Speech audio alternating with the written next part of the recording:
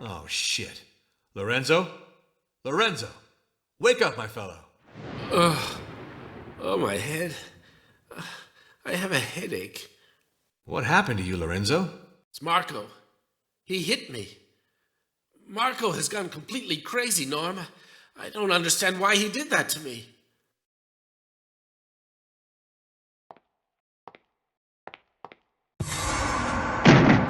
Marco! It's over, Inspector Norm! But what are you doing?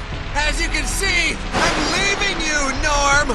Marco, you can't abandon your entire family and your fiancée here. This tower could crumble at any second. No more tower!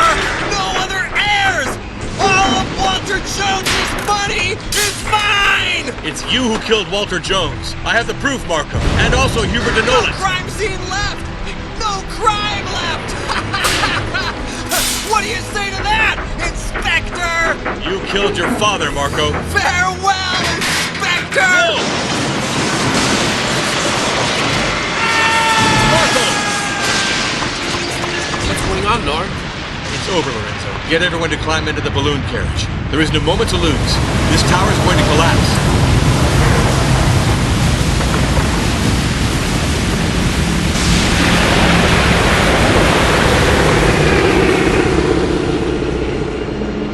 Marco, it's horrible. Yes, Christina. Your boyfriend Marco killed Walter Jones, his own father, and also Hubert Denolant. I have the proof today. Of course, suspicion first fell on young Baena, who accompanied the victim on the path on the evening of the crime.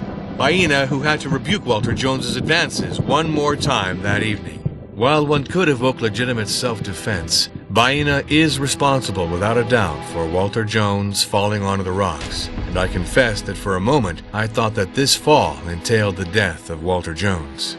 I was wrong. Walter Jones remained stuck in the rocks a few meters below the curving path, imprisoned in his electric wheelchair but very much alive, calling and signing for help. It was almost night, and moreover, there was the sound of the waves. I know all that, Sonia. Let me go on, I beg you. The report from the forensic expert received the next day is categorical. Walter Jones was hit by a .270 caliber short Magnum Winchester bullet in the back. On impact, the victim rolled further down from the initial point of his fall to end up on the sand, where he was found the next morning. The bullet did not go through the body. It was lodged in the sternum after it perforated the right lung. On the day that I arrived, I therefore did not notice anything abnormal. The impact of the bullet was invisible.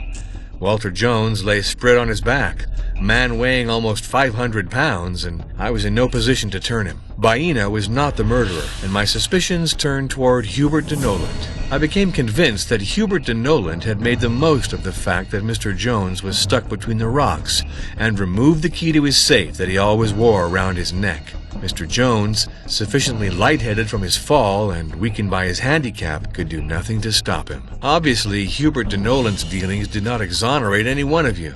In any case, in this business you are all the potential heirs, and therefore have good reason to end the days of the billionaire grandfather, especially if you found out that he'd planned to disinherit you for the betterment of a charming native. Isn't that so, Sonia? I have nothing to do with my grandfather's death. You know this very well, Norm. No matter what, my first concern was to find the weapon used for the crime, and I confess that this was not very complicated, because I got my hands on the weapon that corresponded with the projectile found in the body of Walter Jones in his own office.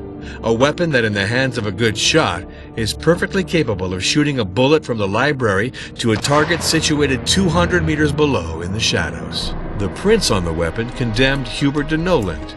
Moreover, he had already taken part in Walter Jones's safaris. He was familiar with this type of firearm and was capable of succeeding with a tough shot.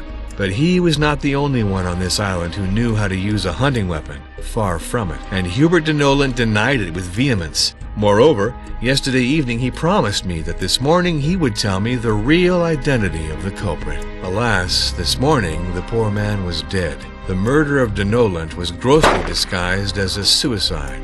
Someone did not want him to talk. And then I discovered that there was another person who had broken into the library at the moment of the murder. Someone who used the key card of a former employee who had left the island a while back.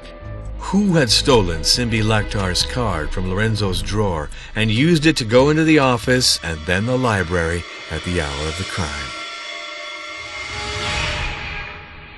Marco, of course. Yes, ladies and gentlemen, Marco slipped into gloves to use the crime weapon and shot Walter Jones. If Marco's fingerprints are not on the weapon, then how can you accuse him, Inspector? How do you explain the imprints of Hubert de Noland? De Noland did take the weapon in his hands, miss, but only to remove the eyepiece and observe the scene on the beach. Walter Jones being pushed by Baena. Walter Jones stranded on the rocks, incapable of moving, seriously shocked, but still alive. Basically, Walter Jones finally at his mercy. And why, according to you, did he not shoot our grandfather? Nolan had good reason to. Because he didn't think of it. Because it wasn't useful for him. Because he believed him to be dying on the rocks. What's the good of shooting at someone who's already about to die? Okay, but Marco then? Marco was in the room. He saw Noland look at Walter Jones, and then he saw him hurry out of the room. To go grab the key to the safe that was around Walter Jones's neck? Yes, that's it, Billy. Marco had just found out that Walter Jones was his father, that he had raped his mother. He was in a rage. He took the weapon, repositioned the eyepiece, introduced a cartridge. He waited for Noland to take the key from Walter Jones's neck and leave. Walter Jones was now alone on the rocks. Marco hoisted the weapon, aimed carefully like the good soldier he was. He shot.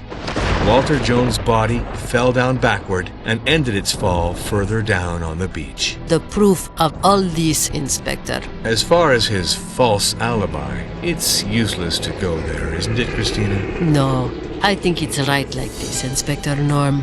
As for the proof of Marco's guilt, here we go. Once the crime was accomplished, he threw the gloves and Simbi Laktar's card in the trash chute.